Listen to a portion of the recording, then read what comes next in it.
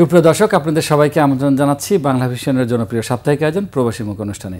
আজ প্রবাসী মুখের ৭২৪তম পর্ব প্রচার হচ্ছে। সাথে আছি আমি ইমরুল কায়েস। প্রিয় দর্শক, আজ আমরা আলোচনা করব, আপনারা জানেন যে সম্প্রতি আমাদের বিমানবন্দরের কার্গো ভিলেজে যে অগ্নিকাণ্ডের ঘটনা ঘটেছিল সেই বিষয়ে আলোচনা করব এবং এই কারণে প্রবাসীদের কী ধরনের ক্ষয়ক্ষতির শিকার হয়েছেন সেই বিষয়টি আমরা তুলে ধরার চেষ্টা করব।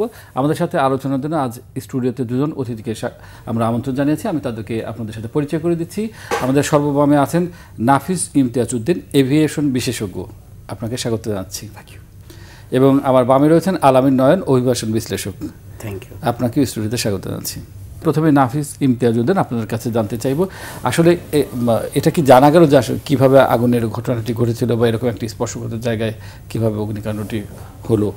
না, এক্স্যাক্টলি পিন পয়েন্ট করে ইনভেস্টিগেশন চলছে, কিন্তু যেটা এখানটায় বলার দরকার সেটা হচ্ছে আপনার দর্শক শ্রোতাদের জন্য যে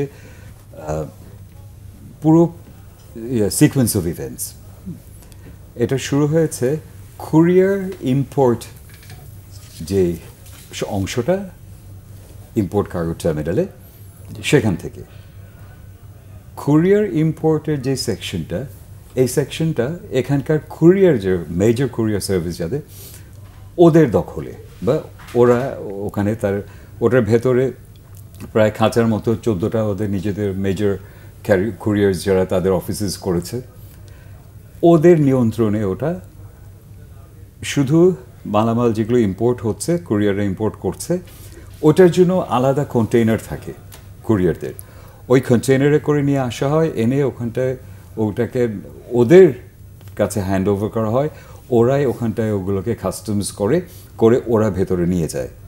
সো এখানটায় কী ছিল এটা 100% জানবে হলো যে এই কুরিয়ার সার্ভিস যারা আছে, কুরিয়ার সার্ভিস যেমন ধরেন ফেডেক্স, ডিএইচএল, বিশ্ববিখ্যাত নাম বলে এগুলো বললাম, আরও আছে।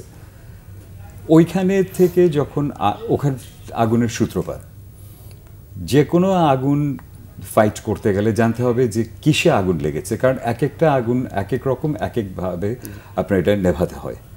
এয়ারপোর্টের সুবিধা হলো কি ওখানটাতে একাধিক ব্যবস্থা আছে আগুন নেভাবার, কিন্তু এখানে যে ঘটনাটা ঘটেছে সেটা হচ্ছে in that very secluded place, যেখানটাতে বাইরের কোনো লোক যেতে পারে না, একমাত্র কুরিয়ার সার্ভিস যাদের তারাই ওখানে যাওয়া আসা করতে পারে, যারা নিরাপত্তার দায়িত্বে থাকে বা যারা চেকিং এরকম কোনো নিরাপত্তাও তাদের, এবং ওদেরকে লিজ দিয়েছে সিভিল এভিয়েশন।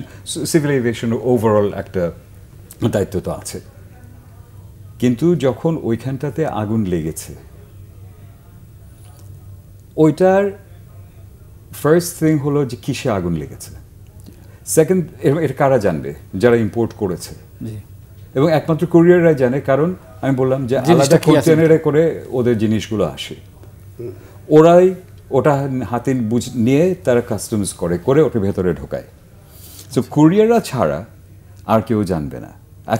এখন আপনার কাছে প্রশ্ন, এই ব্যবস্থাটা কেন, মানে কুরিয়ার ছাড়া ওখানে আর কেউ জানবে না, বা যারা বিমানবন্দর অথরিটি আছে অথবা নিরাপত্তার দায়িত্ব অনেক এজেন্সি আছে, সিভিল এভিয়েশন ওভাবেই তাদেরকে অ্যালাউ করেছে। এটার কারণ কি একটু বলবো যে এরকম অ্যালাউ করা? আমি এটার কারণটা বলবো না, আমি এটাকে প্রশ্ন করব।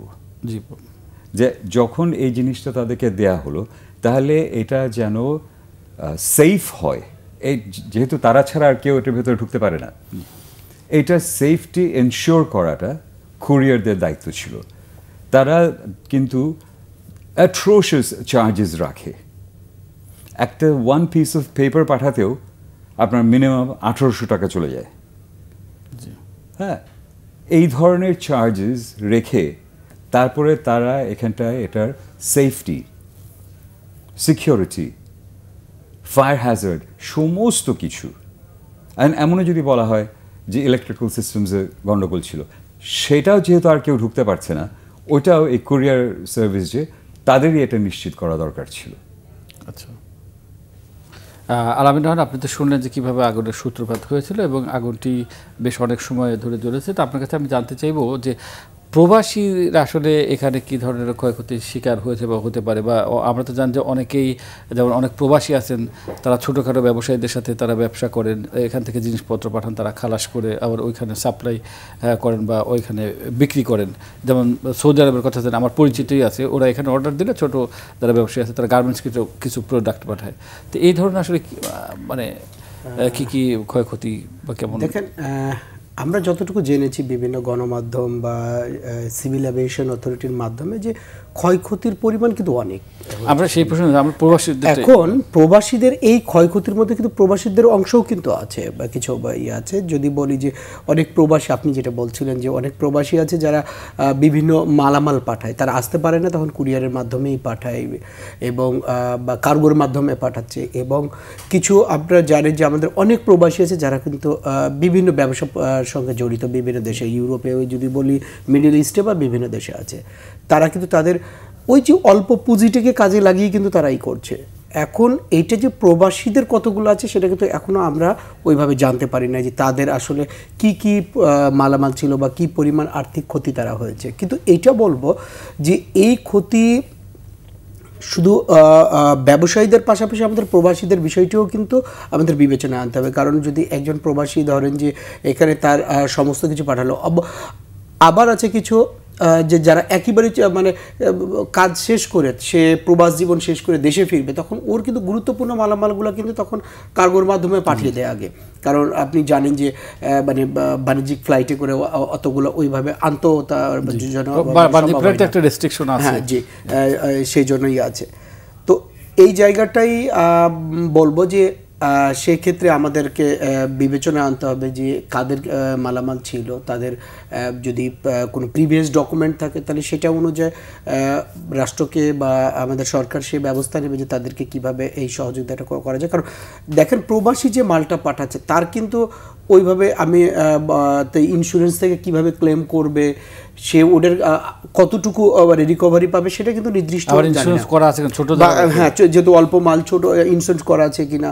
এবং ভাই যেটা বলছিলেন যে অনেক হচ্ছে প্রথম আগুনটা কুরিয়ার থেকে লেগেছে, এই কুরিয়ারে কিন্তু অনেক প্রবাসীদের কিন্তু ডকুমেন্ট আসে, যদি বলি ভিসা আসে, অনেক প্রয়োজনীয় কিন্তু অনেক ডকুমেন্ট আসে। হয়তো সেই ডকুমেন্টের যদি কোনো কপি না থাকে তাহলে তাদের জন্য কিন্তু অনেক বড় কিন্তু একটা ক্ষতির একটা জায়গা হবে। জি। এবং আপনি দেখেন যে বিশেষ করে আগুন লাগার সময় যে প্রবাসীদের মধ্যে যে মানে আমাদের এই রানওয়ে বন্ধ ছিল, সেই সময় অনেক প্রবাসী হয়তো বা সেই সময় ফিরতে পারেন, তার মানে ভিসার মেয়াদ শেষ হয়ে গেছে, ফ্লাইট পায়নি বা কোনো একটাই হচ্ছে। এটাও কিন্তু আমরা ওইভাবে দেখি না যে আসলে কতজন প্রবাসী এই মানে এটার কারণে এই বিপদগ্রস্ত হয়েছে। যারা যেমন যাদের ভিসার মেয়াদের কথা বলছিলাম, ভিসার মেয়াদ শেষ হলে তার তো আসলে ফিরতে সঠিক সময় ফিরতে না পারে, তার তো এটা মানে সঠিক সময় যদি সে যদি আবার কোম্পানিতে না ফিরে, কেউ নতুন যাচ্ছে তার যদি ঠিকভাবে না ফিরে, এবং হ্যাঁ নতুন কাজে নতুন কাজে সঠিক সময় সে হয়তো ফিরতে পারে না। এবং আছে যে হয়তো আমরা জানি যে বিশেষ করে যারা প্রবাসী নতুন যাচ্ছে তারা অনেক কষ্ট করেই কিন্তু টিকিট করেছে। এখন ওই যে ফ্লাইটটা ক্যান্সেল হয়েছে, তাহলে তার পরবর্তী যাত্রাটা কি হতে পারে, এই জায়গাটাই সুনির্দিষ্ট আরও যদি মানে নির্দেশনা আসে সরকারের পক্ষ থেকে, তাহলে আমাদের প্রবাসী ভাইরা কিছু হলেও ওই জায়গা থেকে তারাই করতে পারবে। এবং যদি এরকম এই ঘটনার কারণে যদি এই ধরনের পরিস্থিতির শিকার হয় যে হয়তো বা তার কর্মক্ষেত্রে ফিরতে পারে নাই এবং সেই কারণে তার একটা বড় ক্ষতি হয়ে যাচ্ছে, তাহলে এটা আমাদের রাষ্ট্রীয়ভাবেই কিন্তু দেখতে হবে, সেই দেশের নিয়োগকর্তার সাথে আমাদের দূতাবাসকে সেই ভূমিকাগুলো নিতে হবে। তাহলে আগে দেখতে হবে যে কতজন এই পরিস্থিতির শিকারে মানে পড়েছে কিনা, সেটা আগে আমাকে চিহ্নিত করতে হবে। এবং এই বিষয়ে আমার ধারণা বা আমরা বলতে পারি যে মন্ত্রণালয়, কোনো প্রবাসী কল্যাণ মন্ত্রণালয় একটা বিজ্ঞপ্তি দেওয়া যে কারা কারা ক্ষতিগ্রস্ত হয়েছেন বা কি হয়েছেন কিনা আদৌ। এখন পর্যন্ত এরকম কোনো বিজ্ঞপ্তি দেখিনি, কিন্তু করা উচিত যে কার কার এই জায়গাটা ক্ষতিগ্রস্ত, কে কিভাবে হয়েছে, দুটোভাবে। একটা হচ্ছে আগুনে পুড়ে কে ক্ষতিগ্রস্ত হয়েছে, কিভাবে হয়েছে, তার কি ডকুমেন্ট ছিল, কি মালামাল ছিল, এটা আমাদের জন্য তো আমাদের যেহেতু নির্দিষ্ট একটা মন্ত্রণালয় আছে, তারা এটা ডকুমেন্ট সহ একটা ডেটাবেস করতে পারে।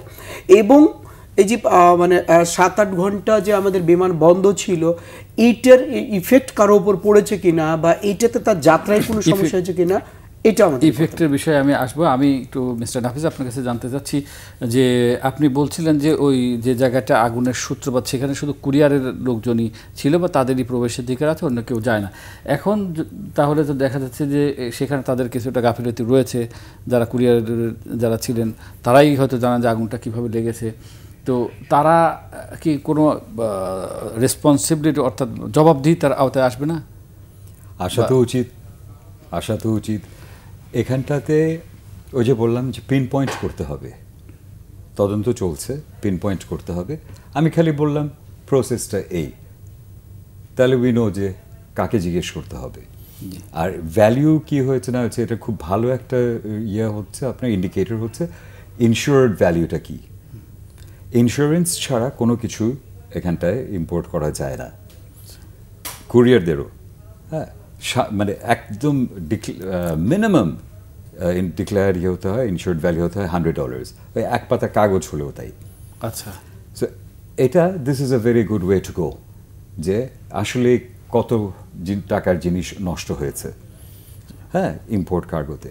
কিন্তু আপনি যে বললেন যে এটা কি তাদের কে রেসপন্সিবল করা হবে না, হ্যাঁ হবে, কারণ ওরা তো খালি এফেক্টেড হয়নি, এবং ওদের কারণে বড় একটা অংশ। এক্স্যাক্টলি, কার্গো ভিলেজে কিচ্ছু নেই, গিয়ে দেখেন। জি, এটা তো একদিকে জাতির লস, আরেকদিকে বিমানের লস, আরেকদিকে বিমানে যারা ওই যে বলছিলেন যে অনেক লোক কার্গোতে তাদের মালামাল আনে, হ্যাঁ, কুরিয়ার সার্ভিসে কম আনে, বিকজ ইটস কুরিয়ার সার্ভিস তো আর কেউ বিছানা বালিশ কম্বল আনবে না, বাট কার্গোতে আনে। জি, কার্গো সব শেষ হয়ে গেছে। জি, এটা হলো ওইখানটাতে কার্গোর জিনিসপত্র কি সেটাও কি ইন্স্যুরেন্স করতে হয়, মানে কুরিয়ারে যেভাবে করতে? জি জি জি, কার্গো ইন্স্যুরেন্স করতে হয়। আচ্ছা, আচ্ছা, কুরিয়ারটা সবচেয়ে বেশি। এইটা গেছে সিভিল এভিয়েশনের এত বড় একটা কার্গো ভিলেজ, ওটা অ্যাকচুয়ালি বিল্ডিংটার মালিক কিন্তু সিভিল এভিয়েশন। আচ্ছা, এবং এই ড্যামেজটা মানে বিশাল একটা ড্যামেজ। আর উনি যেটা বললেন ফ্লাইট ডিসরাপশনস, হ্যাঁ অবশ্যই 8-9 ঘন্টা ফ্লাইট ডিসরাপশন হয়েছে, সেটা তো আছেই। কিন্তু এখানটাতে ওই প্রত্যেকটা ইনভেস্টিগেশনের মূল একটাই উদ্দেশ্য, সেটা হচ্ছে যেন এই ধরনের ঘটনা আরেকবার না ঘটে। জি, এই জন্যই we have to get to the bottom of it. হ্যাঁ, এখানে ব্লেম গেম না, right, but we have to know যে হলো কি করে। জি,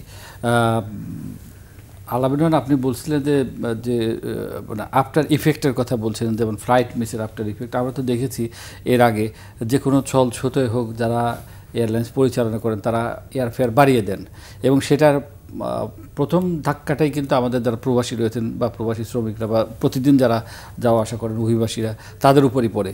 তো সেরকম কোনো আশঙ্কা আছে কিনা যে আফটার ইফেক্ট যেটা এই যে আগুন অগ্নিকাণ্ডের ঘটনায় শুধু যে ব্যবসায়ীরাই ক্ষতিগ্রস্ত হয়েছে বা কিছু মালামাল মানে নষ্ট হয়েছে, পুড়ে গেছে, তা কিন্তু না। এটার ইফেক্ট কিন্তু এয়ারলাইন্সের উপরও গিয়ে মানে পড়বে বা হয়তো বা পড়তে যাচ্ছে। তো এটা আমাদের অবশ্যই নজরে রাখতে হবে বা মনিটরে রাখতে হবে যে এইটাকে এই করে কোনো একটা শ্রেণীর মানুষ বা ব্যবসায়ীরা যাতে প্লেন ফেয়ারটা আবার টিকিটের মূল্যটা না বাড়ায়, এটাকে ইস্যু করে যে সেখানে এয়ারলাইন্সের অনেক কিছু ক্ষতি হয়েছে বা সে জায়গা থেকে। এবং আরেকটা জিনিস বলবো যে ভাই যেহেতু সিভিল এভিয়েশন ছিলেন, জানেন যে জায়গাটায় অগ্নিকাণ্ড হয়েছে সেখানে কিন্তু আমাদের প্রবাসীদের মরদেহগুলোও কিন্তু এসে রাখা হয়। আচ্ছা, একটা গোষ্ঠী বা একটা গোষ্ঠী সোশ্যাল মিডিয়ার মাধ্যমে এটা তোলার চেষ্টা করেছে যে সেখানে কিছু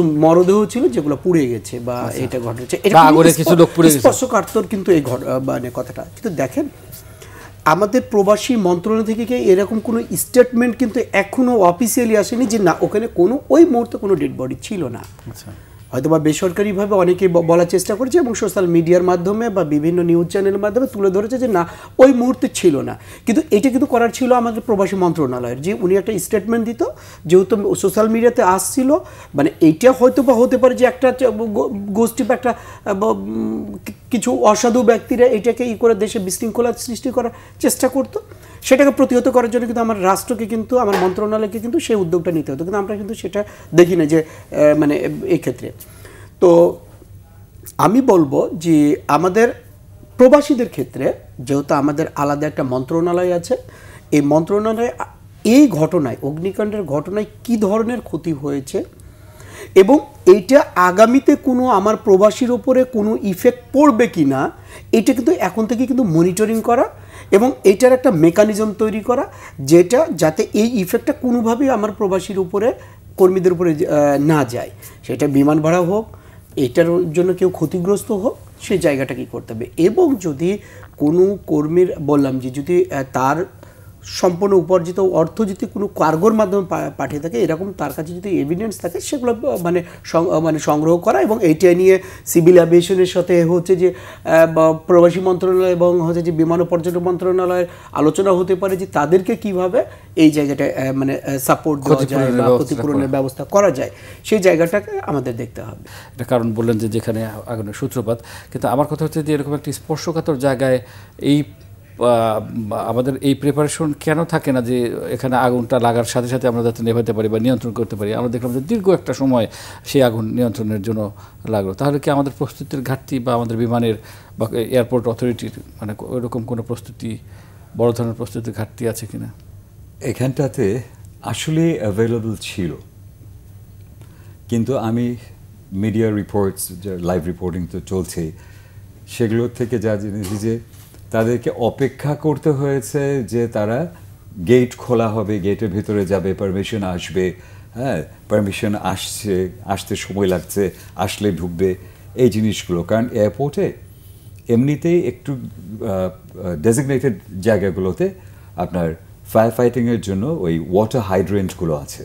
আচ্ছা, তাছাড়াও আপনার একটা এয়ারক্রাফট যদি বেলে ল্যান্ডিং করে, সেখানটাতে আপনার কার্বন ডাইঅক্সাইড ফোম বিছে এয়ারপোর্টের এয়ার রানওয়ের উপরে দিয়ে দেওয়া হয়, ওই ইয়েটার উপরে একটা এয়ারক্রাফট ল্যান্ড করে। সো ডিপেন্ডিং যে কোন জিনিসটার আগুন নেভাতে হবে সেটার উপরে এই ব্যবস্থাগুলোও কিন্তু অ্যাভেলেবল আছে। কিন্তু যদি বিউরোক্র্যাটিক দীর্ঘসূত্রতার জন্য যে কেপিআই, therefore এখানটায় প্রপার পারমিশন নিয়ে ঢুকতে হবে, হ্যাঁ অবশ্যই কেপিআই, অবশ্যই এখানটা প্রপার নিতে হবে, কিন্তু যখন আগুনের মতো এরকম একটা ডেঞ্জারাস ঘটনা ঘটে তখন তো ইউ ডোন্ট ওয়েট। এবং এটা তো মেনে নেওয়ার মতো না যে দেখা যাচ্ছে ধোঁয়া উঠছে, তা ধোঁয়া তো আর ওখানে কেউ সিগারেট খাচ্ছে বলে উঠছে না, তাই না? ইভেন সিগারেট হলেও ধোঁয়া তো যখন এইভাবে ক্লাউডিং দেখাই যাচ্ছে, these are toxic fumes. So on the one side yes it's a KPI, এখানটা কে ঢুকলো না বার হলো সেটা কেয়ারফুল হতে হবে, বাট দ্যাট ডাজন্ট মিন যে ওই রকম একটা সিচুয়েশনে। এবং দেখেন এখানে তো এত ক্ষতি হয়েছে, আরো বড় ক্ষতির থেকে আল্লাহ আমাদেরকে বাঁচিয়েছেন। এইটা যদি স্প্রেড করে মেইন টার্মিনাল বিল্ডিংয়ে যেত তাহলে আমাদের দেশের কি হতো, ওয়ের উড উই বি? এখন আমাকে অ্যাকিউজ করা হতে পারে যে আমি ফিয়ার মঙ্গারিং। না, ফিয়ার মঙ্গারিং না, ওই কেন হলো এইটা ইনভেস্টিগেট করে বের করতেই হবে এবং ওইটা মাথায় রেখে। এবং আপনি যে পারমিশনের কথা বলছেন সেটাও তো আসলে দেখা দরকার যে কারা মানে এই প্রক্রিয়ার সাথে কারা জড়িত, এই পারমিশন দেওয়া বা এরকম একটা আমি জিনিসগুলো মিডিয়া আপনাদের রিপোর্টিং এ দেখেছি। আমি মানে কি বলবো, ওখানে আসলেই কিন্তু ব্যবস্থা আছে ফায়ার ফাইটিং এর। এটা কি তাহলে আবার অনুমতির প্রশ্ন আসে কেন? ওখানে যদি ব্যবস্থা থাকে তাহলে আবার নতুন আপনি তো গাড়ি তো ফায়ার ইঞ্জিন যে গাড়িগুলো ওগুলো তো আপনার ঢুকতে দিতে হবে। হ্যাঁ, গিয়ে তারপর তারা ওয়াটার হাইড্রেন্টের সাথে তারা যদি পানি ইউজ করে, ওয়াটার হাইড্রেন্টের ডেজিগনেটেড প্লেসেসে আছে, যেমন ধরেন বিমানের এই সিস্টেম করা থাকলেও কিন্তু আমি অনুমতি দিচ্ছেন, এটা মানে একটা কেমন ইয়ে হয়ে গেল না, মানে অ্যাবসার্ড। এখন দেখেন এই রিপোর্ট তো আপনারাও দেখেছেন লাইভ রিপোর্টিংয়ে। তারপরে আমি আপনাকে বলি যে বিমান বাংলাদেশ এয়ারলাইন্স এভরি 24 months ওদের একটা আইওসা অডিট ফেস করতে হয়। আইওসা ইজ এ ডাবল অ্যাক্রোনিম, এটা হচ্ছে আয়াটা অপারেশনাল সেফটি অডিট। গত 24 অগস্টে ওরা লাস্ট এটা ফেস করেছে। এই অডিটটা হচ্ছে পৃথিবীর সবচেয়ে টাফ অডিট রেজিম। এই অডিট ফেস করার জন্যই বিমানেরই ফায়ার ফাইটিংয়ের ব্যবস্থাগুলো রাখতে হয়। আচ্ছা, হয় বিমানের যে এয়ারক্রাফটে বিমানে ল্যান্ড করছে বা বিমান যাদেরকে হ্যান্ডলিং দেয় তার কাছেই আপনার একটা ফায়ার ফাইটিংয়ের ব্যবস্থা থাকতে, অথবা ওয়াটার হাইড্রেন্ট, অথবা ভিশনের মধ্যে থাকতে হবে, সো দ্যাট ওই জায়গা থেকে একটা ফায়ার ফাইটিং ভেহিকল 2 মিনিটস এর মধ্যে এখানে রিচ করতে পারে। তো এটাই হচ্ছে দুঃখ। এবং বললাম তো এই অডিটটা কিন্তু গত 24 অগস্টে ফেস করেছে, আবার সামনের জুলাই তখন কি দেখিয়েছে এটা 24 আগস্ট? তখন অবশ্যই এই জিনিসগুলো না হলে বিমান বাংলাদেশ এয়ারলাইন্স এই অডিট পাস করতে পারতো না। আচ্ছা, তাহলে তো এটা দুঃখজনক। মানে এই কয়েকদিনের ভিতরে এরকম একটা ঘটনা। আপনার কাছে আসছি, আমি একটু আলামিন রহমান আপনার কাছে জানতে চাইব, যেটা বললেন যে আমাদের প্রবাসী কল্যাণ মন্ত্রণালয় তারা তো আসলে তাদের প্রোঅ্যাক্টিভলি উদ্যোগ নেওয়ার কথা ছিল যে এখানে আমাদের প্রবাসীরা কেউ ক্ষতিগ্রস্ত হয়েছে কিনা, আমরা সেটা এখন পর্যন্ত দেখিনি। তার মানে কি প্রবাসী কল্যাণ মন্ত্রণালয় বিষয়টা শুধু বেসামরিক বিমান পরিবহন ও পর্যটন মন্ত্রণালয়ের ঘাড়ের উপরে দিয়ে বেঁচে দিতে যাচ্ছে বা সরে আসতে যাচ্ছে এরকম, এবং তারা কোনো দায় নিতে? কিন্তু তাদের আমাদের প্রবাসী মন্ত্রণালয়ের উদ্যোগ বা ভূমিকা অনুযায়ী যদি বলি যে এটা সিভিল অ্যাভিয়েশনের মানে দায়িত্ব বা বিমান ও পর্যটন মন্ত্রণালয়ের বিষয়, এরকমই কিন্তু মনে হচ্ছে। কিন্তু মানে এটা যে এয়ারপোর্টটা যে আমাদের সবারই ব্যবহারের জন্য, প্রবাসীদেরই বেশি ব্যবহার হয়। হ্যাঁ, ইম্পোর্ট এক্সপোর্ট যে মানে কার্গোটা আছে সেটা বুঝলাম যে হচ্ছে যে ব্যবসায়ীদের বেশি, বিশেষ করে যারা ইম্পোর্ট করে বা এক্সপোর্ট করছে। কিন্তু এখানে আমাদের একজন প্রবাসীও যদি ইফেক্টেড হয় বা কোনো সে যদি ক্ষতিগ্রস্ত হয়, এটা কিন্তু আমাদের মন্ত্রণালয়, প্রবাসী মন্ত্রণালয়ের কিন্তু এটা থাকতে হবে। যদি না থাকে, দেখেন যে সে যে আমাদের এই মন্ত্রণালয়ের অধীনে যখন থাকবে, ক্ষতিপূরণ কে দিবে সেটা পরে নির্ধারণ হবে, বা ক্ষতিপূরণ আদৌ পাবে কিনা সেটা। কিন্তু আমাদের ডেটাবেস থাকতে হবে যে কি পরিমাণ ক্ষতি হয়েছে, কতজন প্রবাসী এটার শিকার হয়েছে।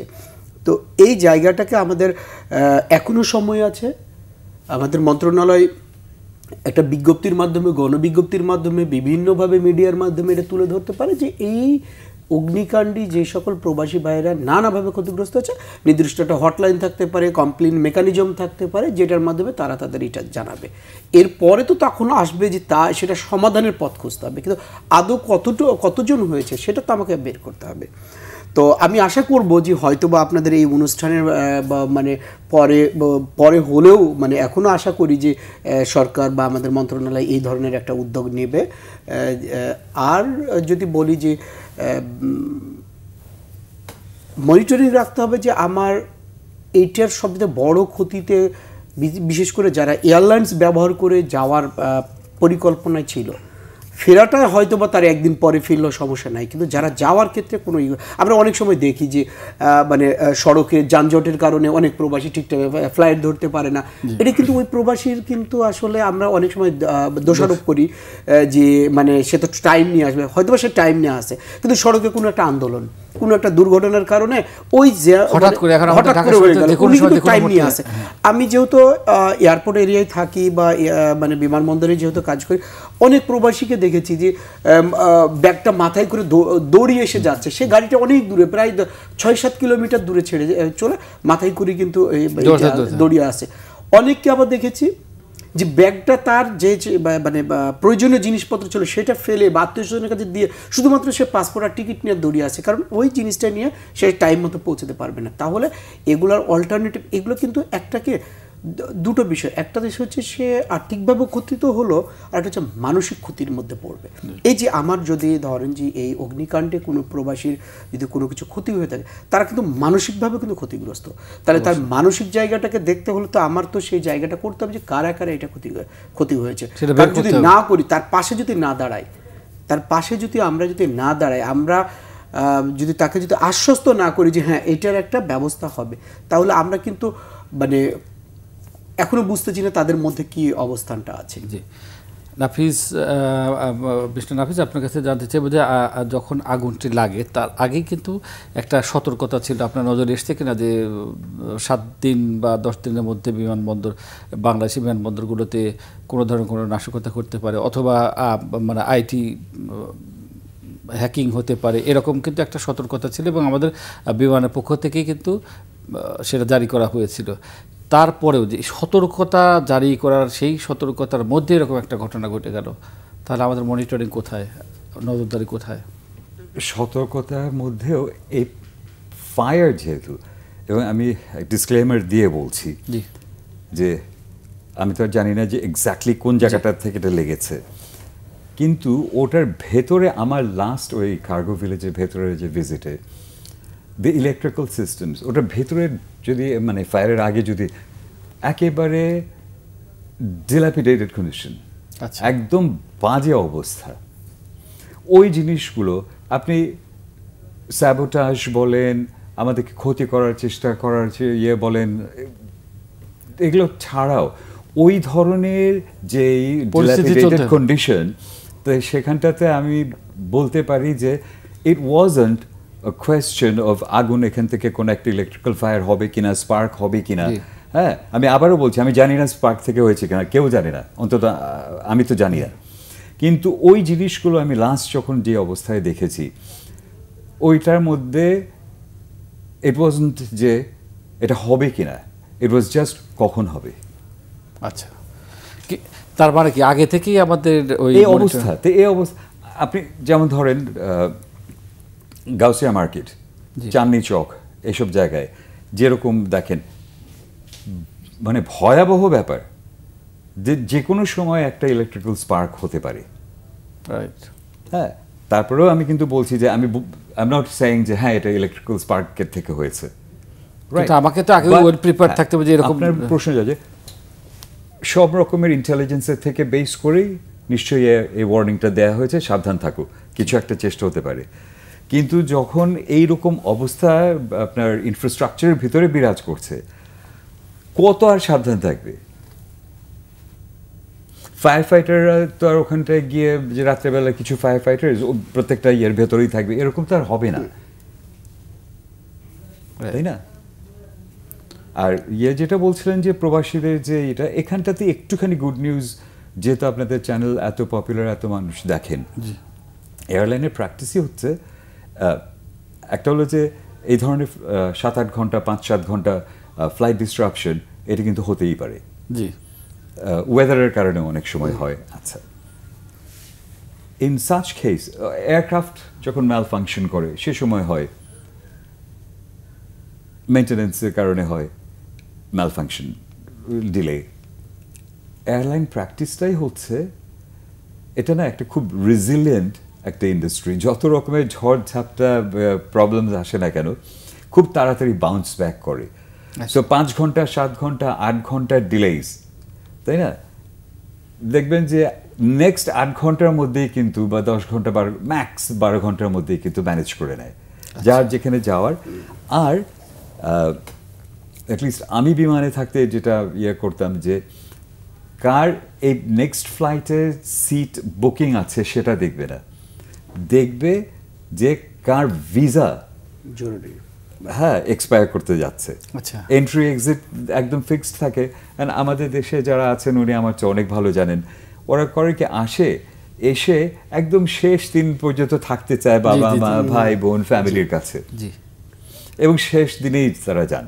রাইট, এখন যদি বলি যে এটা ডোন্ট ডু ইট, এটা খুব রিস্কি, রাস্তায় জ্যাম হয়, তখন তুমি মাথায় করে সুটকেস নেবে আর প্রাণটা হাতে নিয়ে দৌড়বে, আগের দিন এসো।